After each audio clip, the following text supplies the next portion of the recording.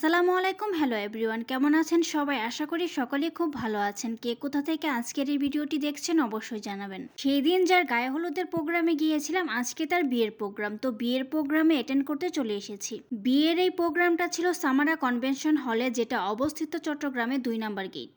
Convention হলের বাহিরের পরিবেশটা কিন্তু খুবই সুন্দর ছিল আর অনেক সাজানো গোছানো ছিল। বাহিরটা দেখেই তো এত সুন্দর মনে হচ্ছে, তাহলে মনে হয় ভেতরটা অনেক সুন্দর হবে। আর এইখানে কিন্তু উপরে বড় করে লেখা আছে সামারা কনভেনশন হল। তবে এটা দিনের থেকে রাতে বেশি ভালো লাগে, কারণ তখন অনেক লাইটিং থাকে। চলুন এবার আপনাদের সাথে নিয়ে টুকটুক করে ভেতরে চলে যাই।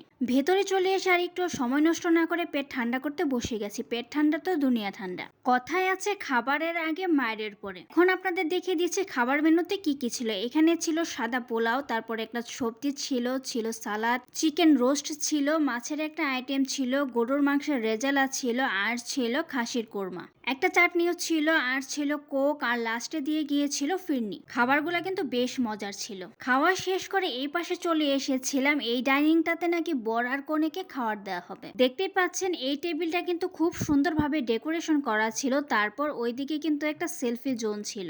এই পাশে ডেকোরেশনটা আমার খুবই ভালো লেগেছে। এই একটা দিনের ব্যবধানে কিন্তু একটা মেয়ের জীবনে অনেক পরিবর্তন চলে আসে। এই একটা দিনের ব্যবধানে কিন্তু একটা মেয়ে যে বাড়িতে এতদিন ধরে বড় হয়ে উঠেছে, সেই বাড়িরই কিন্তু অতিথি হয়ে যায়। একটা মেয়ের জীবনে কিন্তু এটা বড়ই কষ্টের একটা দিন। বাবা মাকে ছেড়ে চলে যেতে হয় অন্য ঘরে। এই কষ্টটা ছেলেরা কখনোই বুঝবে না। বাবা মায়ের কাছে এতদিন ধরে বড় হয়ে ওঠা একটা মেয়ে অন্য একটা ঘরে চলে যাওয়া যে কতটা কষ্ট, এটা ছেলেরা কখনোই বুঝবে না।